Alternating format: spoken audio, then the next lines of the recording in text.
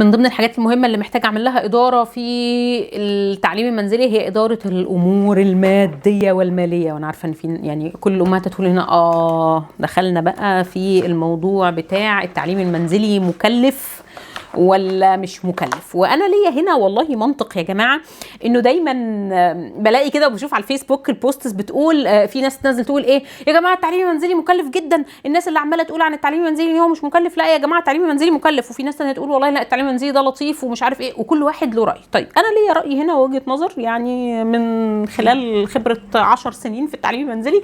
فوجهه نظري المتواضعه انه زي ما في اشكال مدارس وانواع مدارس مختلفه، ففي تعليم منزلي مناسب لكل الناس. يعني ايه؟ يعني التعليم المنزلي يمكن ان يكون مكلفا ويمكن ان يكون موفرا على حسب اولوياتي واهدافي للتعليم المنزلي. فاكرين لما اتكلمنا في الفيديوهات اللي في الاول خالص في الكورس ده وقلنا انه لازم اعرف اهدافي انا بعلم منزلي عشان ايه، ولازم ارتب اولوياتي. هنا بقى لما اعرف اهدافي وارتب اولوياتي هبقى اجي بقى في مرحله اداره الامور الماديه والماليه وابقى عارفه هو هيبقى موفر معايا ولا مكلف. بناء على ايه؟ بناء على اهدافي اللي انا عايزه احققها. ازاي؟ هقول لكم. الام مثلا لما اتكلمنا في الاهداف قلنا ان في مثلا بتبقى عايزه تعلم منزلي عشان جوده التعليم اللي في المدرسه مش عاجباها، فهي شايفه مثلا انه ايه الحاجات بتبقى في المعامل والحاجات اللي الولاد ما بيستخدموهاش وبتبقى مجرد العرض والزينه فقط، فجوده التعليم مش عاجباها، فهي عايزه تديله جوده تعليم اعلى. طيب الام اللي عايزه تدي جوده تعليم اعلى هتعمل ايه؟ هتجيب خامات تعليميه جودتها عاليه، صح؟ هتجيب كتب شيقه للطفل، هتجيب انشطه خامتها وجودتها عاليه، فهي هتروح دايما لايه؟ للجوده العاليه. طيب الجوده العاليه دي محتاجه ايه؟ كاش موني، فمحتاجه فلوس. فهيبقى هنا التعليم المنزلي بالنسبه لها موفر ولا مش موفر؟ لا طبعا مش موفر، لان هي بتدور على ايه؟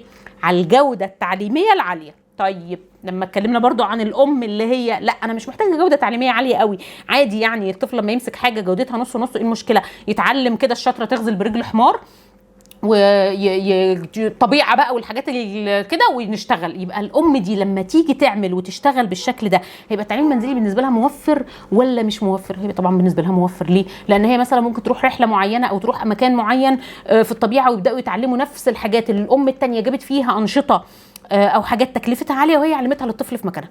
ايه ده يا اميره انت لخبطتينا؟ طب انا الصح وانا الغلط؟ يا جماعه مفيش صح ومفيش غلط. هو احنا ليه اخترنا التعليم المنزلي؟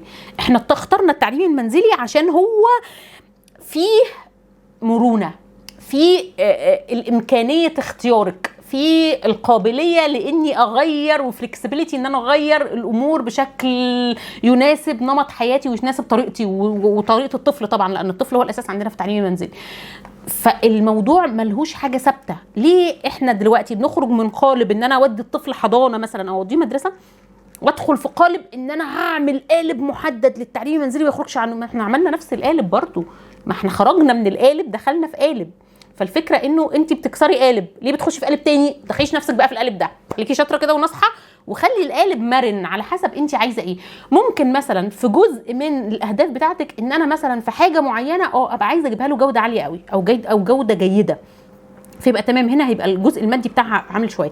لكن مثلا في حاجات تانية زي تعامله مع الطبيعه والحاجات، انا مش هروح مثلا نشتري صخور واشتري مش عارف ايه، ما احنا ممكن نروح رحله لوادي دجله واوريه انواع الصخور والحاجات يبقى تمام وفرت. هنا في حاجات ممكن اوفر فيها وفي حاجات لا محتاجه ان انا اكلف فيها، في حاجات كذا وفي حاجات كذا.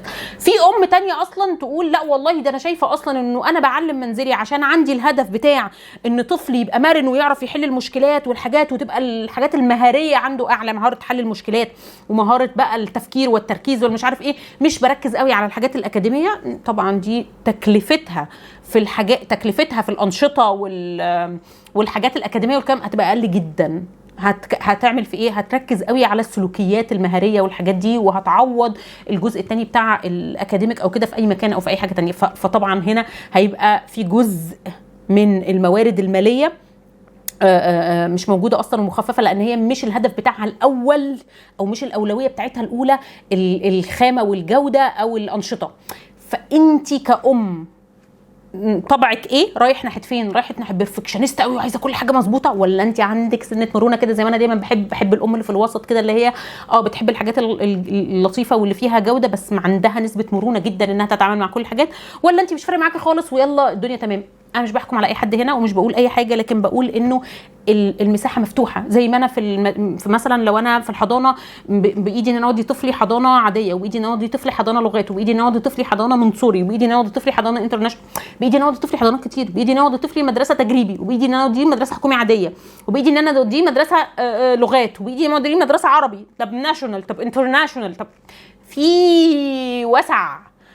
فلا انا مع البوستات اللي بتقول ان التعليم المنزلي مكلف، ولا مع البوستات اللي بتقول ان التعليم المنزلي موفر. انا مع الفكره اللي بتقول انه التعليم المنزلي مرن حسب اهدافي واولوياتي. احط قائمه الاهداف بتاعتي، ارجعي للفيديوهات الاولى في الكورس هتلاقينا مرتبين كل الحاجات دي ومظبطينها، وارتب قائمه اولوياتي عشان اجي بقى هنا عند التنظيم والاداره والاقي نفسي في الامور الماديه بحط الامور الماليه بتاعتي والماديه على حسب قائمه اولوياتي وقائمه اهدافي. هنا يبقى انا عرفت التعليم المنزلي بالنسبه لي موفر ولا مش موفر.